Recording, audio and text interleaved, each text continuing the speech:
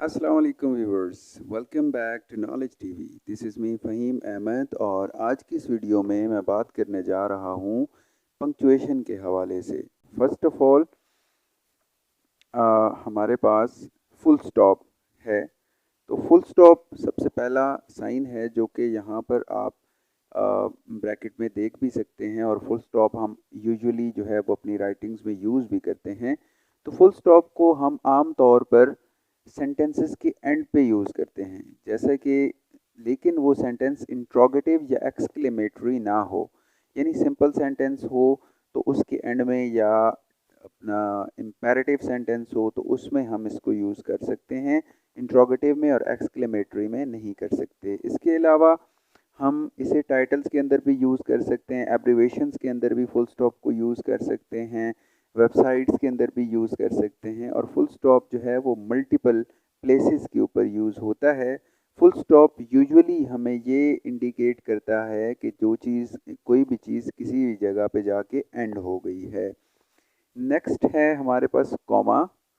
और कॉमा जो है बेसिकली कॉमाज सेपरेट करने के लिए इस्तेमाल होते हैं, एक सेपरेटिंग एजेंट्स आप कह सकते हैं।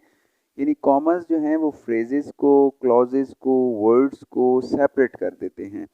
जैसा कि फ्रूट्स के नेम्स आप देख लें, मैंगो, एप्पल, बनाना, तो इस तरह इनको सेपरेट करने के लिए या नेम्स को सेपरेट करने के लिए जो है वो हम क्या करते हैं, कॉमा का यूज़ कर देते हैं। इसके अलावा फ्रेजेस एंड क्लॉजेस को भी सेपरेट करने के लिए कॉमास का यूज़ हो सकता है। जैसे कि यहाँ पर एक एग्जांपल मैंने दी है कि my uncle a businessman lives in Karachi. तो इस तरह से हम इनको सेपरेट कर सकते हैं। तो कॉमा जो है ये भी यानी कि सेपरेशन का बेसिकली इसका फंक्शन है, और इससे हम सेपरेशन करते हैं। नेक्स्ट है हमारे पास कॉलन। कॉलन इसी तरह के दो नुक्ते होते हैं, और कॉलन्स आम तौर पर किसी भी लिस्ट ऑफ आइटम को इंट्रोड्यूस करवाने के लिए इस्तेमाल होते हैं। जैसा कि अगर हम हेडिंग देते हैं कि फ्रूट्स आर, तो फ्रूट्स के आगे कॉलन हम लगा देंगे, और उसके बाद जो है वो हेडिंग के बाद जो डिटेल होगी वो हम मेंशन करेंगे। इसके अलावा वेबसाइट्स के अंदर भी कॉलन का यूज़ होता है, और भी कुछ ऐसी चीज़ें हैं जैसे कि टाइम की एब्रीविएशन है, तो टाइम को जब हम मेंशन करते हैं तो उसके दरमियान भी हम कॉलन की तरह का ही सिंबल जो है वो यूज़ करते हैं। तो कॉलन जो है ये भी एक बड़ी इम्पॉर्टेंट जो है वो पंक्चुएशन साइन है। नेक्स्ट है हमारे पास इंट्रोगेटिव साइन। इंट्रोगेटिव साइन भी एक बड़ी कॉमन साइन है जिसे बहुत ज़्यादा, यानी छोटी क्लासेस से लेके बड़ी क्लासेस तक हम यूज़ करते हैं। इंट्रोगेटिव साइंस में हम किसी भी ऐसे सेंटेंस जिसके अंदर डायरेक्ट क्वेश्चन किया जा रहा हो, ऐसे क्वेश्चन के एंड के ऊपर हम इंट्रोगेटिव साइन लगा देते हैं।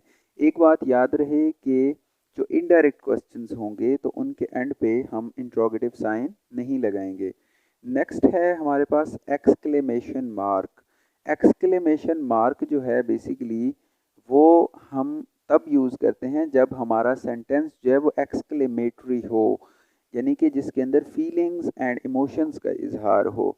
तो इसके अलावा इंटरजेक्शन की जो साउंड्स होती हैं जैसे एलास, ब्रावो, हुर्रा एट्सेट्रा, इनके एंड पे भी हम जो है वो एक्सक्लेमेशन मार्क का यूज़ कर सकते हैं।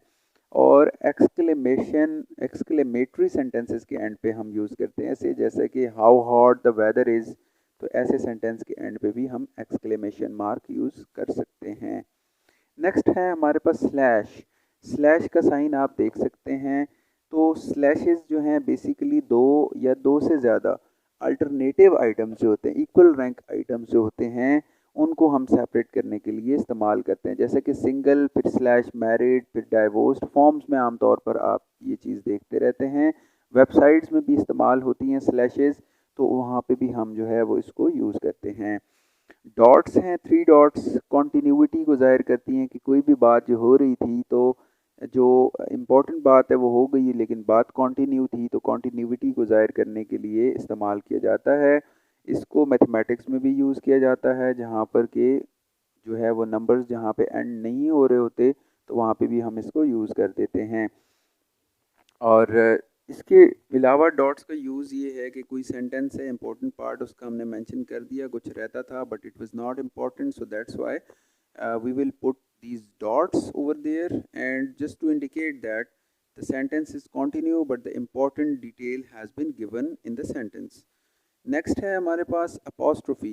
अपोस्ट्रोफी जो है ये छोटा सा इस तरह का कॉमा होता है जो एस के ऊपर यूजुअली यूज़ हुआ होता है, और भी जगहों पे यूज़ हो सकता है।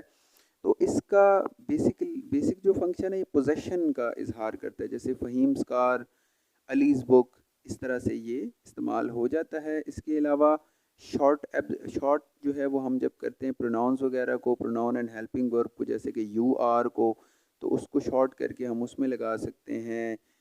इट को इट्स कर देते हैं और बीच में हम क्या करते हैं, ऊपर अपॉस्ट्रोफी का यूज़ कर देते हैं। नेक्स्ट है हमारे पास सेमीकोलन। सेमीकोलन जो है बेसिकली इसका काम भी कॉमा की तरह सेपरेशन का ही काम है, लेकिन यूजुअली ये इस्तेमाल होता है फ्रेजेस एंड क्लॉजेस को सेपरेट करने के लिए। तो जहाँ पे भी फ्रेजेस एंड क्लॉजेस को सेपरेट करना हो तो यूजुअली कॉमा भी यूज़ किया जाता है, लेकिन सेमीकोलन को ज़्यादा यूज़ किया जाता है। जैसे कि in the street there was a thief who stole his purse, तो इस तरह से हम इसको यूज़ करते हैं। इन्वर्टेड कॉमर्स हैं। इन्वर्टेड कॉमर्स में हम आम तौर पर जो इम्पोर्टेंट कोटेशंस होती हैं, डायरेक्ट स्पीचेस होती हैं, कोई हदीस हो गई, कोई कुरानिक वर्ड्स हो गई, कोई भी जो रिलीजियसली या किसी भी लिहाज से, सोशली या किसी भी लिहाज से जो इम्पोर्टेंट चीज़ होती है, या किसी इम्पोर्टेंट पर्सनैलिटी की जो सेइंग्स होती हैं, हम उनको इनक्लोज कर देते हैं या डायरेक्ट स्पीच में हम इसको इस्तेमाल कर देते हैं। तो इससे क्या होता है, इम्पोर्टेंट इन्फॉर्मेशन जो होती है उसको हम इनक्लोज कर देते हैं। इसके अलावा हमारे पास है डैश। डैश जो है बेसिकली हम ब्लैंक्स में इस्तेमाल करते हैं, जैसे कि फिल इन द ब्लैंक्स हम बनाते हैं, तो उसमें एक वर्ड जो है वो उसको करके उसकी जगह ब्लैंक लगा देते हैं। और इसके अलावा डैशेस जो हैं बेसिकली ये कनेक्टर्स का काम भी करती हैं, दो सेंटेंसेस को ये आपस में कनेक्ट भी कर सकती हैं और उनके दरमियान कनेक्टर का काम भी कर सकती हैं। नेक्स्ट है हमारे पास हाइफन। हाइफन्स जो हैं बेसिकली इस तरह की शॉर्ट जो है वो होती हैं। हाइफन्स आम तौर पर कंपाउंड वर्ड्स बनाती हैं, जैसे कि एग्जांपल्स मैंने यहाँ पे मेंशन की हैं, Quaid Azam, brother in law, mother in law, father in law. इस तरह से हम क्या कर सकते हैं कि हाइफन्स को यूज़ कर सकते हैं और हाइफन्स की मदद से हम कंपाउंड वर्ड्स बना सकते हैं।